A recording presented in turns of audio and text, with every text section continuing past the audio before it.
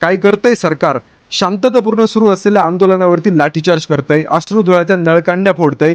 सोनम वांगचुक यांच्या पत्नीचे तर अक्षरशः पोलिसांनी केस सोडले. एका 12 वर्षाच्या पोरीचं डोकं फोडलं गेलं.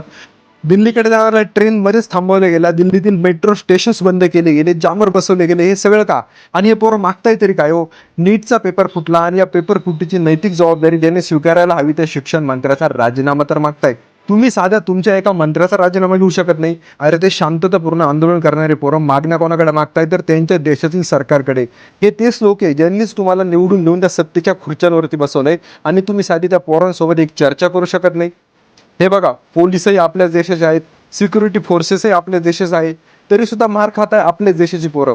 तुम्हाला एक सांगू का, हे नेत्यांचे पोरं चांगली एज्युकेशन सिस्टम असलेल्या देशामध्ये चांगल्या दर्जाचं एज्युकेशन घेत आहे आणि आपल्या देशाची पोरं थर्ड क्लास एज्युकेशन सिस्टममध्ये किड्या मुंग्यांसारखं दररोज मरतायत, बेरोजगारीचा बळी पडतायत. आणि हे सगळं बदललं पाहिजे ना, म्हणून ते आंदोलन सुरू आहे. कळलं?